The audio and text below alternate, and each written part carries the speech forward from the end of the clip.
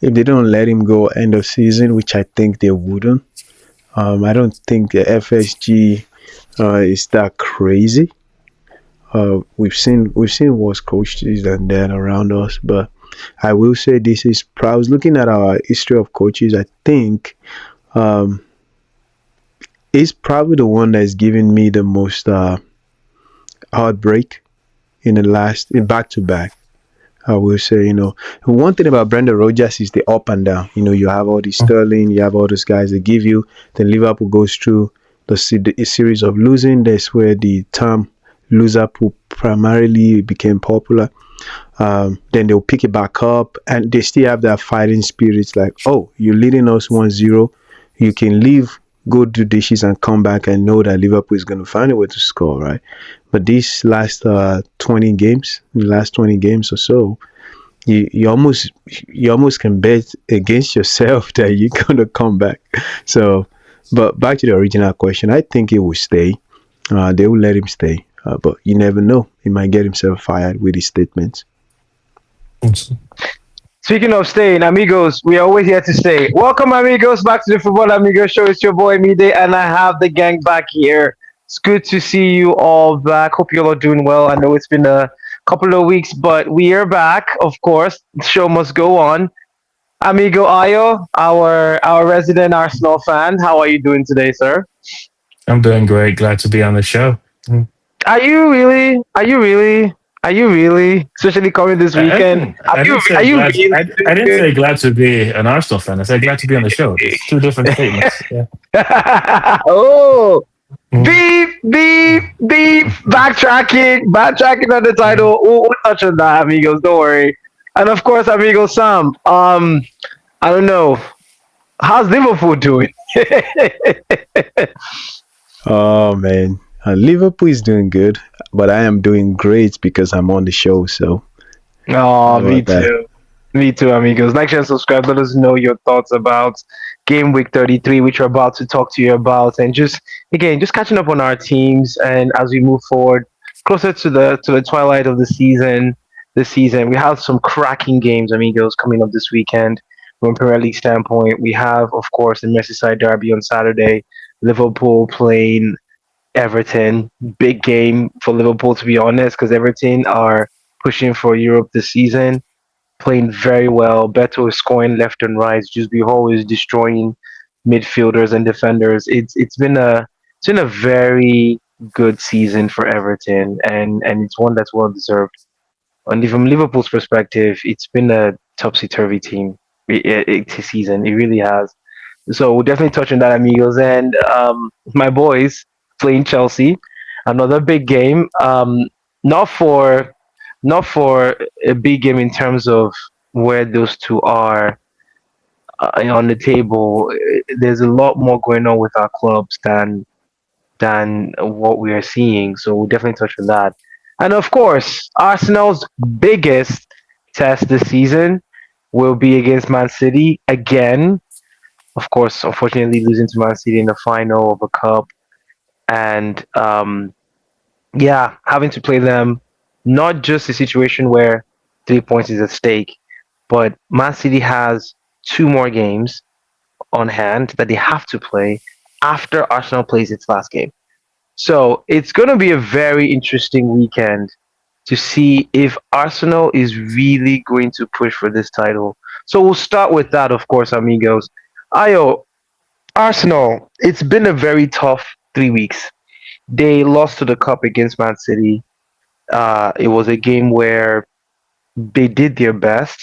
Man City just used headers against them, which was one of those things we don't see as much against Arsenal. It's become a way to play against them, against headers, or at least scoring both headers, right? And then they dust themselves off and they face a Southampton team that beats them 2-1 in an FA Cup um, um, cracker and are out of that cup as well. We're talking about quadruple at some point, but I know you were very mellow about that. You weren't gung ho, court is on kind of conversation, unless some players were. And then now it's a situation where you have just the Premier League. which we think you should be able to win. Then you have the Champions League, which is just very difficult to win, right? So where is Arsenal at this point in time in terms of their mentality, and then what can you practically see them do in terms of winning something or none at the end of the season? Well, loaded question, Midday. Where do I start? This 2 weeks have been very sobering. Um, the Manchester United City game in the final was a very hard watch, um, because you see a team hitting form and you see another team falling out of form. I don't think it was as close or lucky. I thought Man City controlled the game, and when they had a period of dominance, they made it count and scored 2 goals back to back. And as Arsenal had no answers from then on to the end of the game, and we've reached a patch where we talk about how deep our squad is, and the price of competing so much is the fact that you run all your players to the ground. And now you can't field a strong team. And it starts to become um, very concerning. Like when I saw that we couldn't field Eze, he got injured just before the final against Man City. I know there's no Odegaard. I know there's no Saka. You already know you're in trouble. You when you go into that game, even the Southampton game, you're starting to see the gaps where there's some players in that squad who are just not up to it anymore. I don't know if it's injuries or it's fatigue, but you have players like Gabriel Jesus, you have players like Ben White, you have players like Norgard. Some of these players that just don't look like they're up for playing against even championship competition right now. And these are the replacements that we have to take into crunch time. These are the players we have maybe to take into the Etihad, and that does not provide confidence. However, teams have gone to the Etihad and won with worse squads.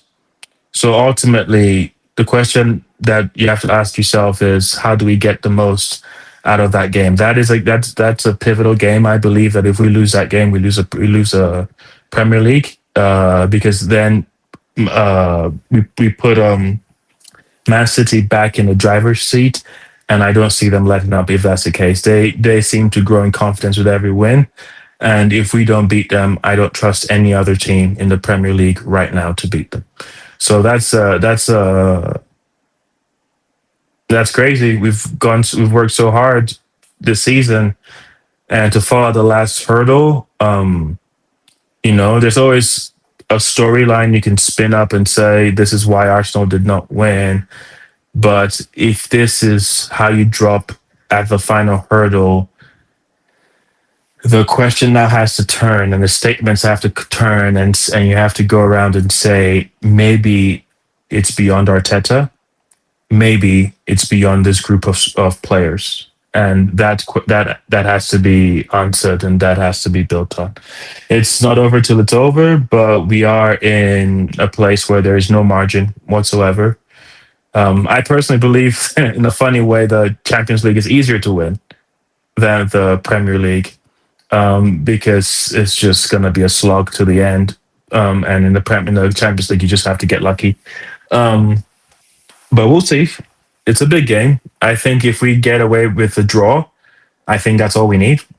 But we can't play with a draw mentality because Man City will beat us. Mhm. Is it going to be a situation where Arsenal? I guess this is where against Man City, because they're so unpredictable. Who would you start?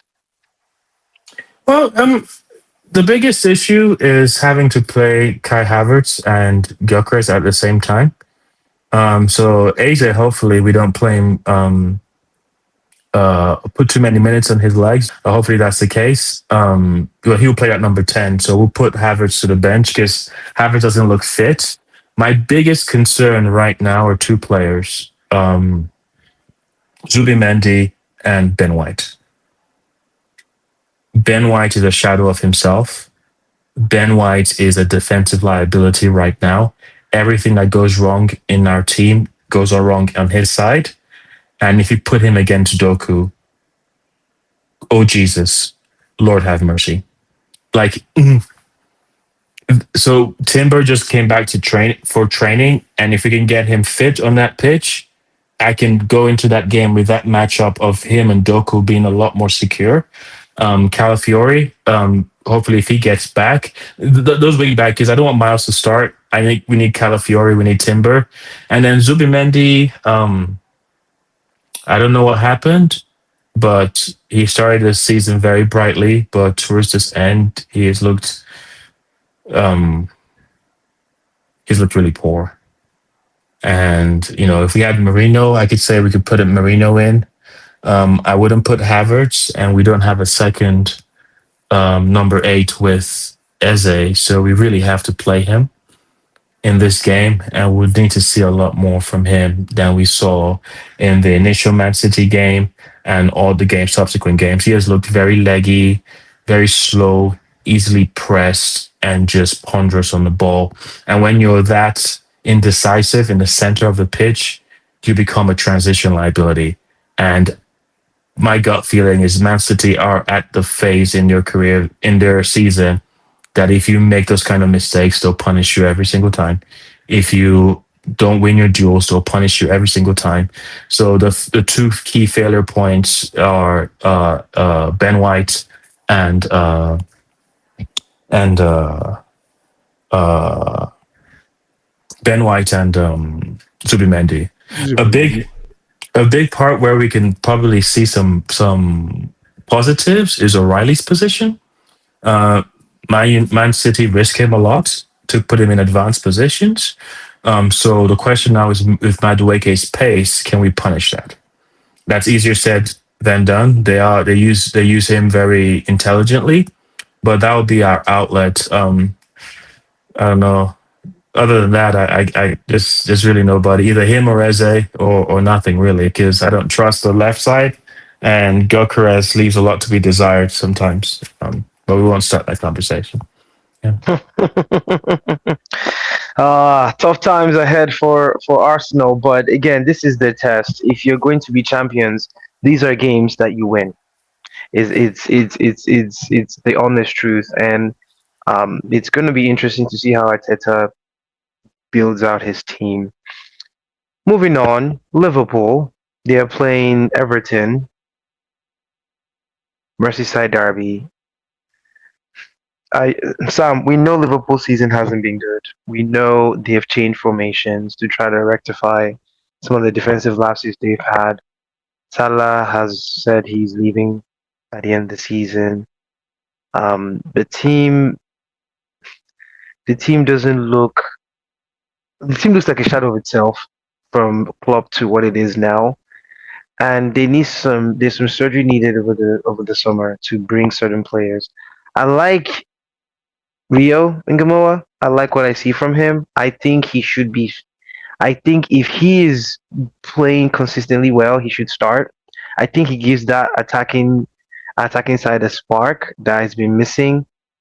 Um, I understand why Gakpo is now playing up top because Ekitike is injured. I get that, but I think having Ngamoa on one side, Salah on the other, I think there might be something there. Just something different than what Liverpool has been producing.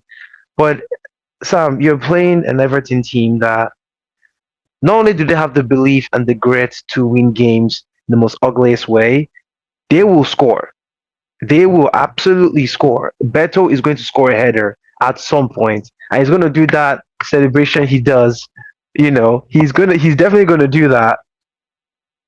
Do you think Liverpool has what it takes to stop Everton, or is it going to be a situation where Everton just tips this one and then we add to the woes of Liverpool as the season goes on? Yeah, you can't be so sure that Beto is going to score, though. If Liverpool were to be the Liverpool of the past, or maybe even last season, I would say after a Champions League knockout, whoever comes to you next is going to wish they had postponed that game.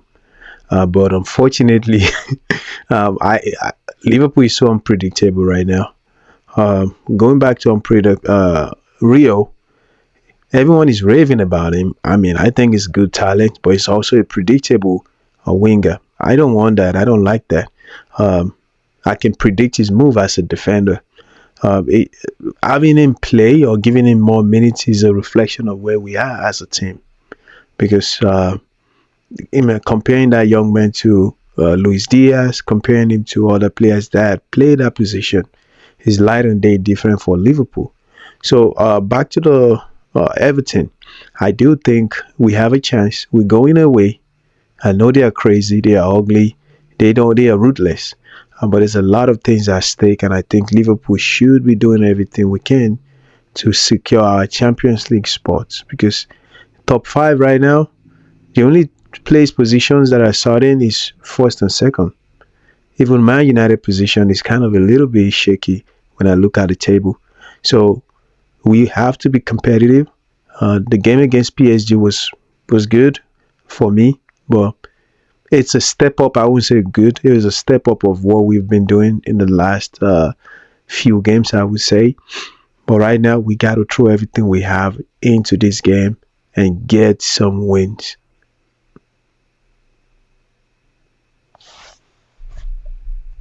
Absolutely. Liverpool has to come out of the dark and come out swinging because you cannot let an Everton team, the fact that you're playing even at the Hill Dixon Stadium, you can't have an Everton team flex their muscles against Liverpool, right? I mean, you are claim you're the current champion, or you don't claim you are the current champions. You need to show why you won the trophy last season against teams like this, right? You just have to. I don't think Liverpool can win anything this season. So these are games that you remind everyone, yes, we're still Liverpool. Yes, we haven't been playing well. Yes, we haven't been performing as up to par as we should. But these are games where you flex the muscle and you show that yes, you are Liverpool and you'll be back next season. It was going to be a very interesting game. I'm going to actually try to watch those games on my own, like the whole thing, and just really analyze where these clubs are. Which brings me to, Ayo, before I move over to United, were you surprised that Liverpool will go through this spell? Or is it a matter of we are now seeing the object behind the curtain of how Annie Slot coaches, and can you see that sustained long term? It's difficult, hindsight is 2020. Um I think they badly underestimated the league and how they planned their transition. That's all. Anything but your A game in the Premier League this season gets punished. So anything that you're trying to do, I mean, Man City tried to do the bulk of their transition last season. See how that played out. Liverpool tried to sneak in that this season, and they are being made to look ordinary as they should in a league that's this tough. That's all it is. That's all it is. They have a style in mind that they want to play. There is no clear indication that it won't work. They just need time to settle in with the right players. There are some players that are part of their past and not suited to where they're going. They have to clear those players out, bring in enough, which is weird to say after spending almost $500 million, but bring in enough players to play the game in the current way that they're set up for. Wirtz sits at number 10. They have Kirkus, they have Frimpong. These are players that are brought in to play a certain way. And so you want to bring all the players that complement that style. Um, it's difficult to see if Arnie Slot is the person that can challenge or manage this transition. But yeah, it's the Premier League will make fools out of any team. As soon as you think you're up, all of a sudden, Bournemouth comes into town and rains on your parade. And so I can't really say anything as a fan. It's really difficult. I will say though, with the injuries that they've both sustained, spending 240 million on both Ekatike and Isak was a poor use of funds. And that kind of decision is all the way from the hierarchy to the coach. They all share the blame because now they're light in so many areas, but they spent almost $250 million on two players that they can't get on the pitch at the same time, and they're reaping the reward. So they have to spread their money better, plan their squad strategy better. But I think that change is bigger than just Arnie at this moment. So I can't put it all on his shoulders. Yeah. Mhm. No, well said, well said, well said, Ayo and Sam, about Liverpool there. Amigos, like and subscribe, of course. Those are your thoughts about both derby games, Man City versus Arsenal, of course, and Liverpool versus Everton, Merseyside derby for sure. Last but not least, United. Not a good week.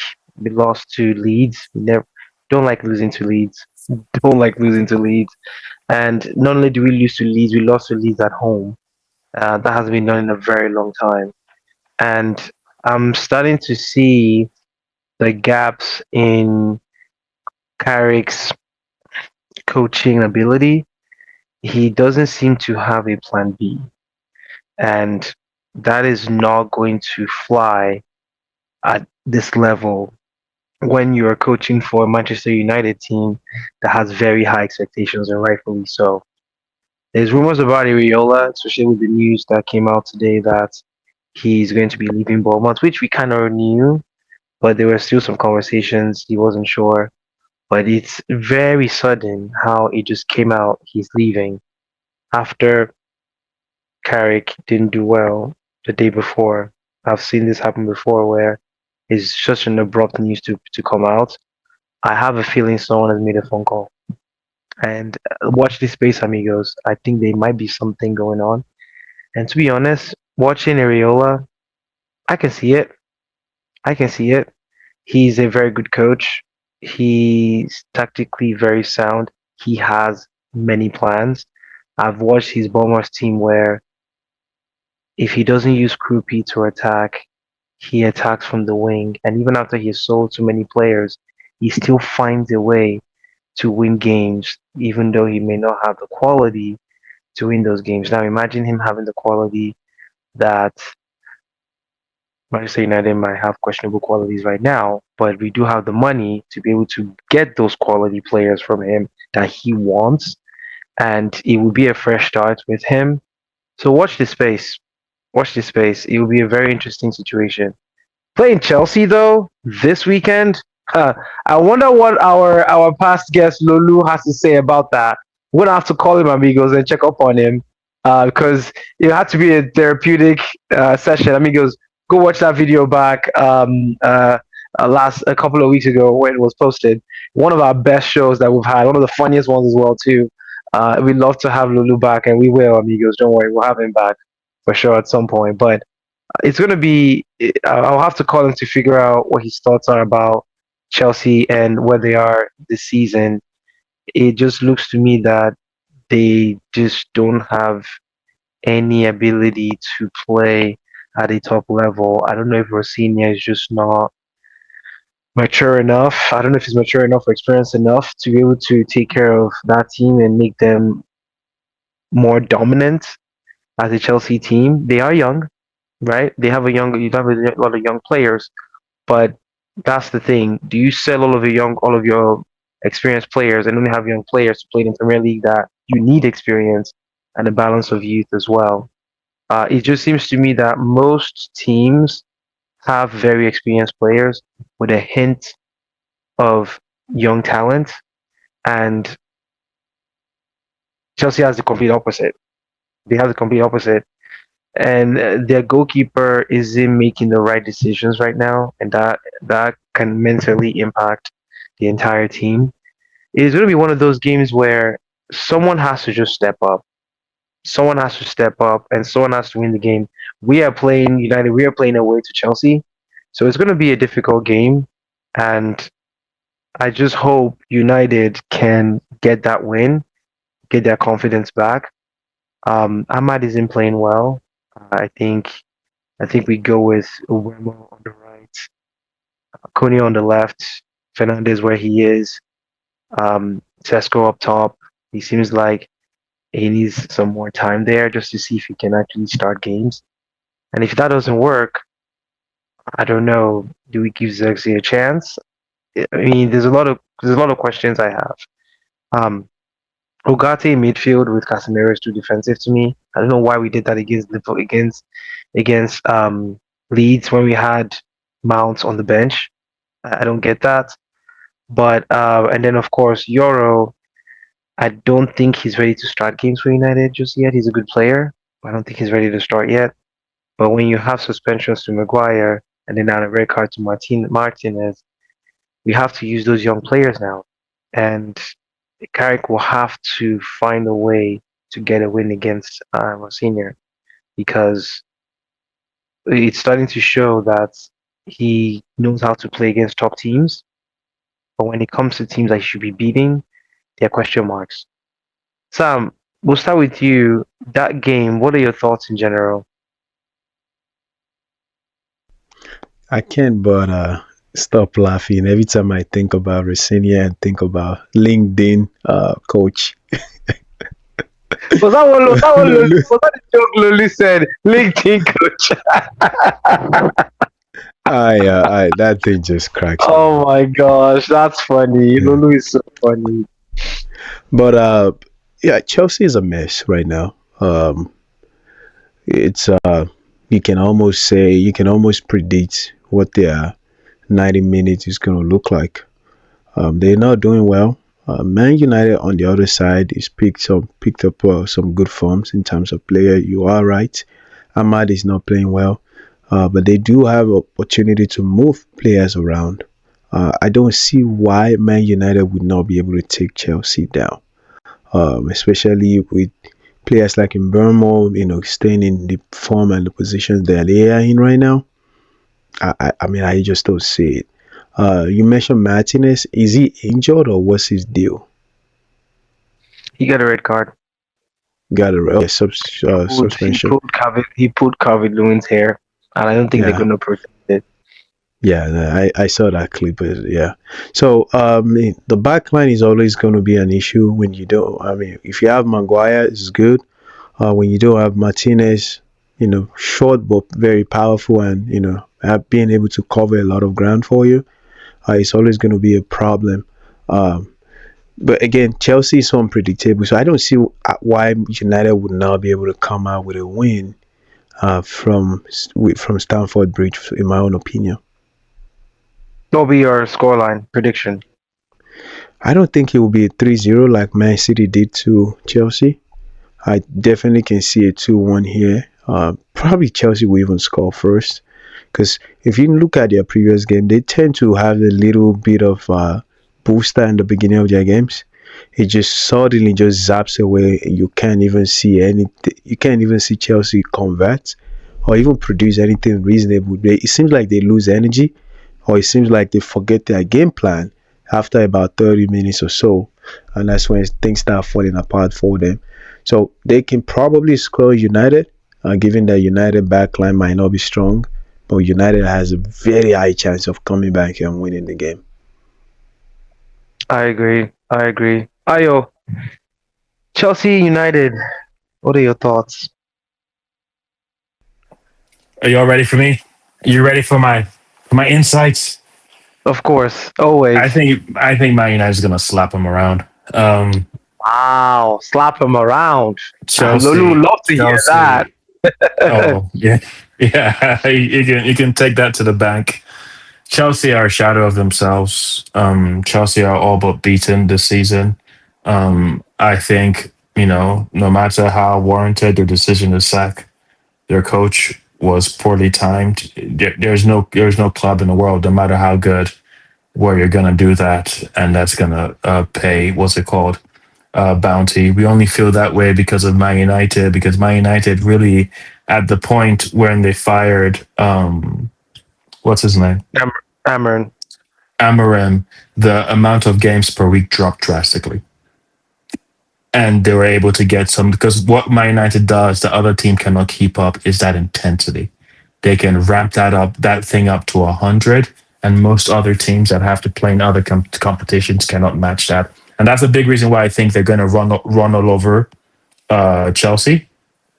And so that for me is the only reason why it works for Carrick. But any other person that is trying to do that, it means you have to teach them a completely new style of play. You have to understand all the players in the team. You have to figure out new chemistries. You're going to they're in danger of not qualifying for the Champions League. If there's one team I know that's not going to make it, I'm going to nail on Chelsea, and maybe Liverpool. Yeah, but yeah, so I think that's going to go one way. The only thing about Man United is I think it's just a realist, people being realistic of a position. You can't blow every team away. Everybody knows what Man United is about right now. It takes about 3 to 4 weeks for people to understand how a team plays and how you play against them. And so the fact that Carrick is not being as effective right now is just a natural ebb and flow of a Premier League season. Now he has to find a completely different approach. And for the next 4 weeks, it works. And then people figure it out. And then you keep evolving throughout the season. And that just takes time. But regardless, I think probably 3-0. They're going to beat them. It's going to be one sided. I'm not even sure that Chelsea are going to score. Mm-hmm. Oh wow, Mm-hmm. wow, They're wow. pretty So weak you right say, now. so you say 3-1 as your 3-0. prediction? 3-0. I'm not even gonna give Chelsea. Um, I mean, might not have conceded a lot of goals, but I'm gonna give them. They're gonna get it 3-0. 3-1 if it goes badly, but 3-0 is my gut feeling. I Chelsea hope. have looked at a team that wants to capitulate if you put pressure on them. I hope that happens 100%. I don't think Lulu would like that, but I'll take it. I'll take it. Sam, to wrap us up today, Everton, Liverpool predictions.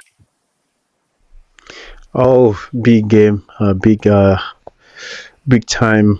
I don't know how to put this. Very big game to decide where we're going, if we're going to Champions League or not.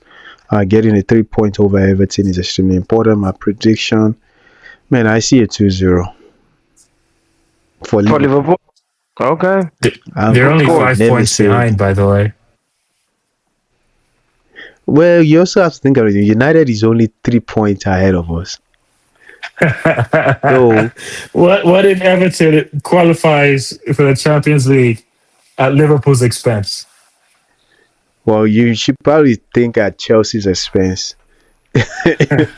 Or Aston Villa. No, no. I see what you mean. I mean, I was looking at the table. The top, again, first two positions are guaranteed to make Champions League. From third position to like that eighth position, anything can happen. And we are playing against each other. Liverpool still get Aston Villa, we still get United, and we still get Dagum Chelsea. So it's going to be a rough end of season for Liverpool. I can tell you that much.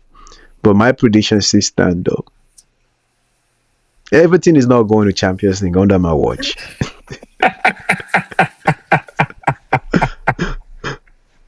That's awesome. That's awesome.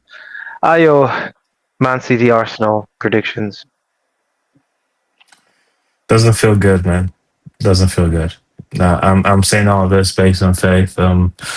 Arsenal's not in a good spot. Their recent form has been poor, and I think this is the least confident I've been going into a game at the Etihad. Like Man City was a puzzle we felt like we had solved, and now they feel unsolvable again. And so, if I had my analyst hat based on momentum, I would say this is going to be a 3-1, 3-2 game in Man City's favor.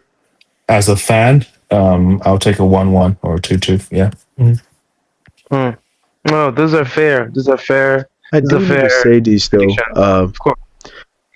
The whatever the result will be for that game, it's not a reflection of how bad Arsenal has been. It's just a reflection of how good Man City turned up to be the second half of the season. They are ruthless. I mean, of course, Arsenal has got all these injuries and all of those things. It is not by any means Arteta sucks or anything. I do think Man City found form. They had a booster in the players that they bought, and things are just working out for them. And it's going to be hard to beat that, regardless of the team, regardless of how you set up your team. Mm. No, yeah, I remember. I remember Sam, we were chatting on our text message privately about the fact that Man City had a push to go buy two players that has made them better at the middle of the season. And again, this is why I wonder what our board are doing. You have the opportunity for a month to buy players that can propel you a little further than what's currently going on. And I know we changed coaches, that's one thing. But this is why, again, scouting, amigos, we're going to probably have where we talk about scouting and just player development, where the club should have a pipeline of players that fits their system, so that when situations like this come up where United need a clear midfielder or a prolific goal scorer or a true left winger or a true left back, it's easy for them to go get. And Man City has used that blueprint every year to dominate the league. And it just takes situations like this for other teams to figure out, hey, we need to start using it. We need to start using the January transfer window more appropriately. But on that note, amigos, like and subscribe. Those are your thoughts about the upcoming weekends. It's going to be an exciting weekend. A lot of fun games, a lot of fun derbies coming up. Get to definitely watch it. Let us know your thoughts about and your predictions for some of those as well. But I hope you all have a wonderful weekend. Thank you all so much for supporting us, for staying with us in our content as well. Please continue to promote us, share, like, subscribe, and we will see you all soon in the next content. Thank you, amigos. Take care. Bye. Adios.